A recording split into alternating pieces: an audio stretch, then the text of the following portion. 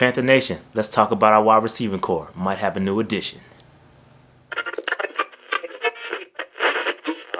You are now tuned into the Panther Nation podcast.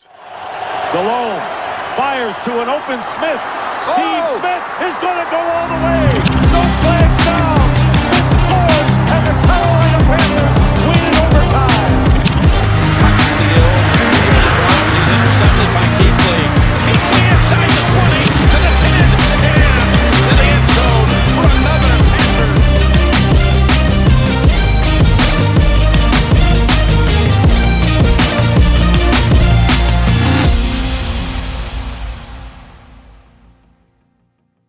Panther Nation, what's good? Let's talk about Hakeem Butler. According to Josh Klien of the Riot Report, it looks like Hakeem Butler, who is a former wide receiver for the Arizona Cardinals, will be looking to join the practice squad for the Carolina Panthers. Hey, listen, man, I like this a lot. I think Hakeem Butler was a freak, athletic freak out of the combine, and he was high on my list. In fact, I did a video, a pre-draft video about Hakeem Butler. He's 6'5", 227 pounds, ran a 4.4. I mean, just the traits off the chart, athletic traits off the chart. 10-foot broad jump, 18 reps on the bench press. I mean, come on, man. He killed the combine, and he ended up getting drafted in the 4th round to the Arizona Cardinals, who I thought got a steal at the time. Listen, the wide receiving core in Arizona is stacked. It was stacked before they even got DeAndre Hopkins. But now that DeAndre Hopkins, Larry Fitzgerald, Christian Kirk, Andy Isabella, and Keyshawn Johnson. So it's crazy. They are stacked at the wide receiver position. And look, there was no room for Hakeem. There's reports of him being lazy.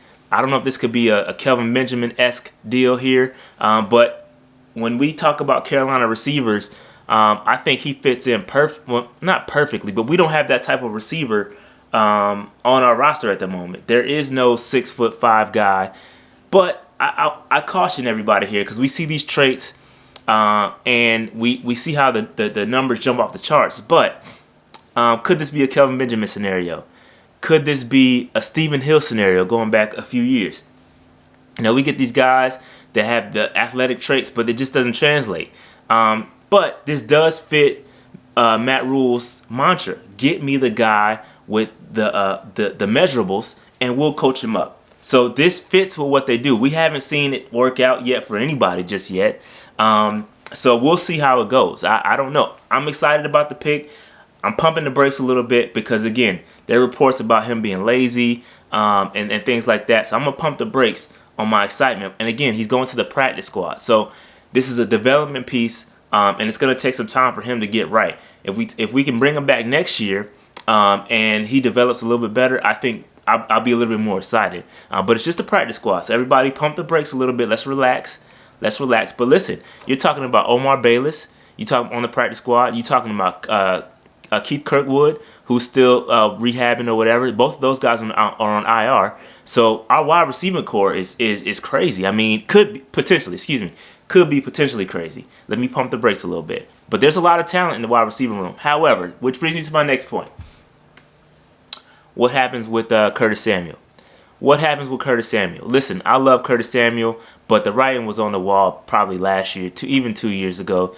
I mean, listen, you can see during the game on Sunday that they tried to work around. They tried to get him the ball. They tried to get him into the action. But listen, I don't know how they're gonna do it long term. Listen, I think they should trade him. They should go ahead and trade him. They should have traded him back then, back when they had offers for him. Maybe they were trash offers, but maybe they need to pump him up a little bit, give him some more reps, get his stock up a little bit, and then just trade him. Because there's no room. Listen, there's no room for everybody, especially when you got guys like Omar Bayless out there in the wings. You got talent behind him.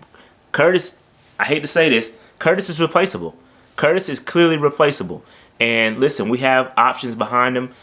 And so let's just go ahead and trade him. Let's get something for him. Let's load up on these draft picks, and let's get it cracking. But let's roll it back to Hakeem Butler. I like Hakeem Butler. I liked him in the draft. And again, go back and look at my film room tape on him, and I like him. He's a big physical receiver, and I think he has potential to be pretty good. I mean, I'm not saying he's going to be Calvin Johnson or nothing like that, or Megatron, but still, I think he could be a serviceable receiver and somebody you got, especially in the red zone. Could be ridiculous in the red zone.